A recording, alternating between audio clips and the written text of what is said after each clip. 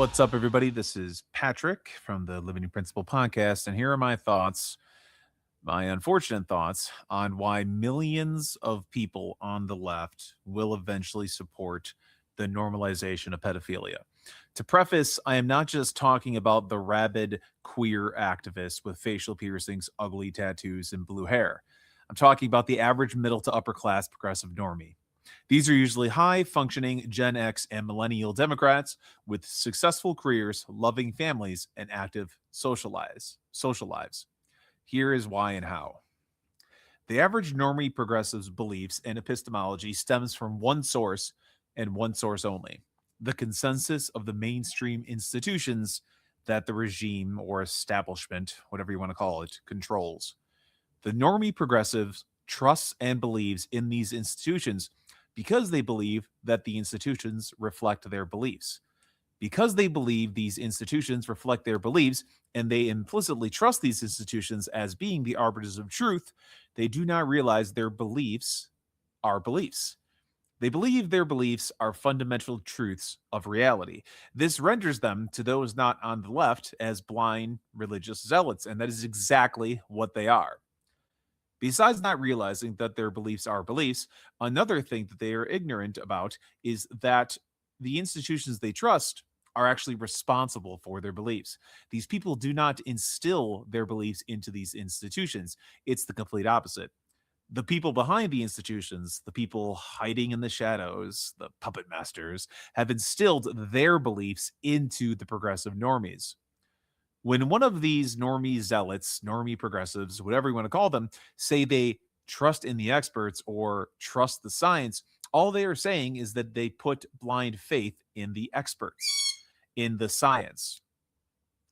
Besides the differences in the contents, there is no difference when a Christian proclaims, I trust in God, and when a normie proclaims, I trust the science and experts. A recent CNN poll showed that 79% of Democrats oppose trans women participating in women's sports. And yet, almost the same exact number, 80% of Democrats, claim to support trans rights. To support trans rights means that you support men being allowed into women's spaces. How insane of a contradiction is that? These people do not support the crucial tenet of trans rights, that men be allowed into women's spaces, but still claim to support trans rights. Imagine the cognitive dissonance this must create in their minds. These people have not once used logic or reason to examine any of their positions.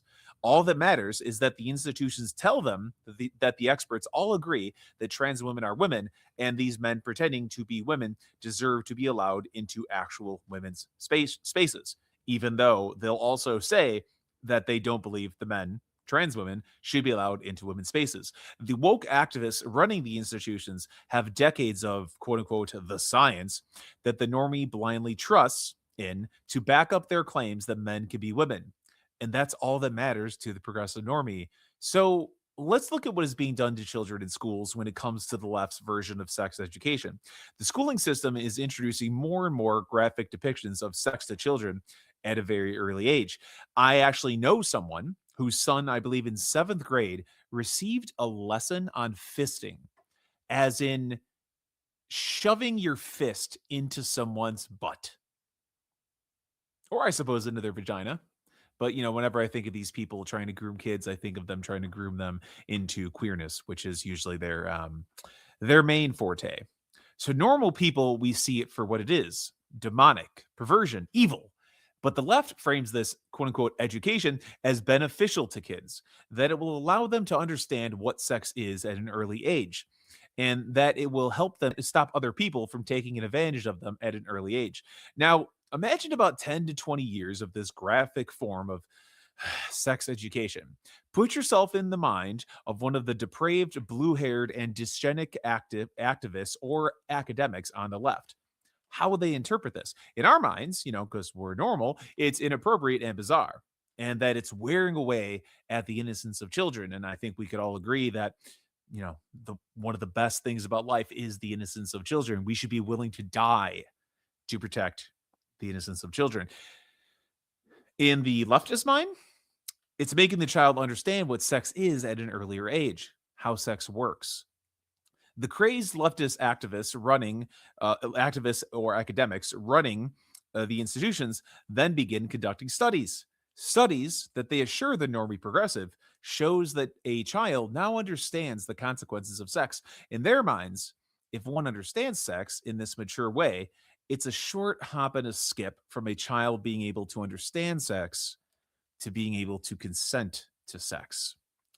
I honestly wouldn't put it past these insane and perverse leftist freaks to use the statistics on when a child technically reaches sexual maturity to bolster their claim that a child can consent to sex. According to the National Institute of Child Health and Human Development, one of the experts for responsible for creating the sacred texts of the science, a girl reaches sexual maturity between the ages of 8 and 13, and for boys it's between 9 and 14. And the left are social constructivists and postmodernists at their core. They believe that most or all of reality is plagued by oppressive social structures and that they are unfair and must be torn down. Add in a pinch of queer theory, a theory known for dabbling in the push for a pedophile or minor attracted person acceptance activism. In the mind of the leftists of the future, is it really that much of a stretch for them to start to push the acceptance of the idea that age is a social construct? I'm kidding. I'm kidding. I'm just kidding. They're already pushing that idea in the year of our Lord 2026. In fact, they've been pushing this demonic idea for years. So, if the experts that create the science who run the institutions that the normie progressive trust as if they were God proclaim that children can consent to sex and that age is but a mere social construct, how can the progressive normie resist supporting it? How? Seriously, how could they do it? What metaphysics or epistemology do they possess in their poor, warped minds that can combat the power of the all knowing, all powerful, omnipotent institutions? These are people who hold no limiting principle. The logos has been stripped from them, and most of them will support whatever they are told to support. That is how the horrors in the 20th century happened. This is how seemingly normal people stood by or actively participated in evils so great and profound, it's hard for us to even comprehend them. And I said seemingly normal because they are not normal. They're not normies. We are normal. Now, normie is a derogatory term used to describe people that have no idea what's going on. But if you look at its core, to blindly trust in institutions that, blatantly push falsehoods, that's not normal. That's insane. That's weird. I'm an idiot. As you know, this show often decries retards, but truly this show is a place for retards, and I am retarded. However, you and I have the ability to hopefully use logic and reason to understand that we should not put our faith in these institutions in a blind manner. These people do not have that ability. And while they can be lovely people and create beautiful lives through work and family, when it comes to this realm, the realm of politics and belief, they are nothing more than blank slates, waiting for the newest upgrade that the institutions installs into them. It's all they know. To paraphrase George Orwell, for the progressive normie, nothing exists except an endless present in which the party or institutions or experts or science is always right. It's it's like that's honestly it's like their unholy trinity. Instead of the Father, the Son, and the Holy Spirit, it's the institutions, the experts, and the science. Just flip the cross upside down and I know that the cross upside down doesn't necessarily mean satanic, but I'm talking about in the colloquial understanding of what an upside down cross means. If you have watched a lot of movies about exorcisms, okay, give me a break. But I like that, the unholy trinity of wokeness, or of leftism, or of the institutions, whatever you want to call it, the progressive normies. While these people support atrocities and evil and actively vote for it, however, they themselves are not evil. Their perception of reality has been decimated. If you can alter a person's perception of reality, you can alter their perception of what is true and false and what is right and wrong. And, if you can convince people of absurdities, this is a famous quote from somewhere, you can convince them to commit atrocities. So I guess this is where we get into trying to find out exactly what does evil mean? you know, at the end of the day, these people are victims, and they have been enslaved in their own minds. So imagine Charles Manson finds some wayward youths, brainwashes them, and convinces them to commit evil, murderous, atrocious acts.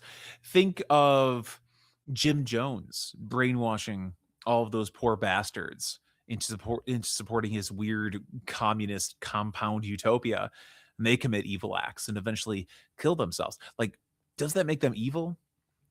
Doesn't evil require a knowing that you are committing evil? I don't know. It's interesting about what actually evil is. Obviously, people can be convinced to commit evil acts, but if a person is brainwashed, that's severe. I actually one time looked up um, the effects of brainwashing. There's like 5 or 6 of them, and it's almost a one-to-one match to these symptoms of depression and anxiety that so many people are seeking therapy for and receiving medication. And think about who are the people that are seeking the therapy and the medication. They're largely on the left. They're progressives. They're leftists.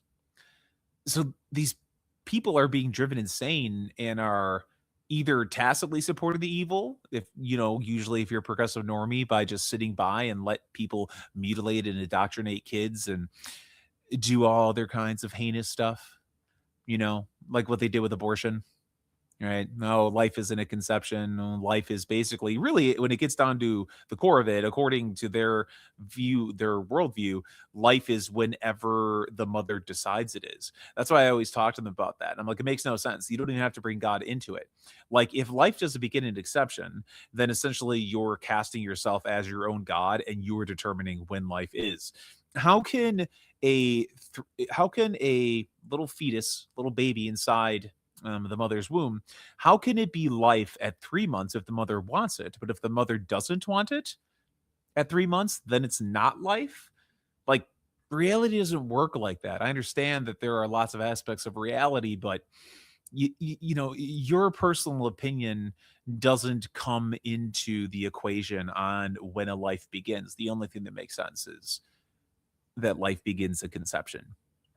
You can make the strong religious argument for it, but you don't even need to. You can make a completely secular argument based on the closest thing we can come to scientific truth.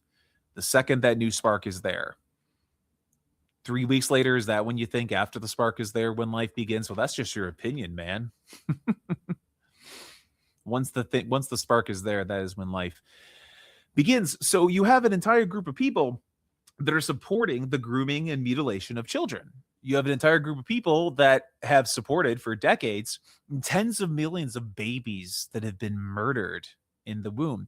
You have an entire group of people that feel such guilt over what happened to Black people in the past that they believe that it's okay to actually create an institutionalized systemic form of racism where the other more successful groups are discriminated against in favor of Black people, and they think that it's warranted and valid because of what happened in the past and because of the way they, redefined racism and white supremacy, all that jazz. So are they evil? Well, they support evil things, and these activists on the ground, they do evil things. They actively push for legislation designed to groom and mutilate kids, to sexualize children. But they don't think it's evil. They've been mind fucked into a different version of reality where truth and falsehood have been inverted, as well as what is good and true and what is evil and false. So while many of these people support and commit evil acts, I struggle with calling them evil, especially because 10 years ago, I supported all the same things. I was a stupid Democrat leftist who was a communist that didn't even realize he was a communist. And while I supported evil things, I didn't think that I was supporting evil. Now, the people at the top, the puppet masters, the people pulling the strings, Let's look at J.B. Pritzker, the governor of Illinois, the state that I live in. J.B. Pritzker once said that Illinois is the most progressive state in the union. Oh, lucky, lucky Patrick. I'm trying not to cry. He is an evil man. He is a transhumanist, and his cousin is a man pretending to be a woman, and he's also behind the funding of transgenderism, of transgender education, of grooming and mutilating kids. J.B. Pritzker, you've seen a lot of these protests and people at school board meetings talking about wanting to get all this gay porn out of schools that they're putting in the schools and the libraries under the guise of, oh, we're just, providing sexual education for our homosexual and queer and trans kids. But it's literally, I mean, there's like images of kids bending over, showing their buttholes and like sucking on strap-ons. It's like, it's literally just porn. It's just porn. JB Pritzker, along, I don't know if he's still the Secretary of State, but Alexi Giannoulias, so all the parents wanted, they didn't even want the books out of the libraries and schools. They just wanted them behind a counter so only people 18 and over can access them. They didn't even want the books out of the schools and libraries. J.B. Pritzker and actually Alexi Giannoulias introduced legislation that if any of these libraries that do this, they would lose all of the state funding that they get. So, give kids the porn and the grooming materials, or the kids don't get books. Nobody gets books because these are public libraries where both adults and children go. Now, J.B. Pritzker, he doesn't actually believe that men can be women. He doesn't believe that trans women are women. J.B. Pritzker knows exactly what he's doing. He's a transhumanist. They've even done more insidious things than that. They removed legislation, they removed the wording from existing law that differentiates between man and woman. They removed the gendered language to use non-gender language to appease the trans and non-binary folks with an X, not KS. And so J.B. Pritzker knows exactly what he was doing. Him removing the wording from that existing legislation is literally laying the groundwork for this transhumanist future that they're trying to push us into. So J.B. Pritzker, evil as it gets. I struggle to even think that he's actually human at this point. A man completely stripped of his humanity. Or he's a lizard person and we're just ruled by lizard people like David Icke says. Probably not. But if the clouds parted, what our rulers are so like comic book-esque. They're such like ridiculous caricatures of villains and support openly evil things and then convince unsuspecting, relatively good people to support the evil things by tricking them into thinking that it's actually good and that it's speaking up for these supposed marginalized groups. Like they're so evil that if one day it was a cloudy day and the clouds parted and giant flying saucers descended from the heavens with demonic looking lizard people on it, and like he was like wearing a JB Pritzker face and then he took off his skin suit face and it was just like a lizard face, I would be like, yeah, I get it. That tracks. Everybody else is running around screaming and like eating each other and looting things. And I'm just like, yeah, no, that makes sense. I don't actually think they're lizard people, but it would make sense. Yeah, so I got off on a bit of a tangent on what exactly is evil, what makes a person evil, and do they have to know that they're, knowingly committing evil acts, or is the very fact that you're committing evil acts and supporting evil things without realizing that they're evil, does that make you evil? But these normies, and of course, again, they're not normal, not normal at all. They're quite insane. They have been groomed and prepped and primed to accept anything. And if enough groundwork is laid and the experts, quote unquote, inside the institutions that contain the sacred texts of the science TM, if they eventually lay that groundwork and do the work, as they like to say, it is entirely possible, and I could almost guarantee that millions of them will support pedophilia. There'll be denial, all of that. it'll be too late. It'll be normalized.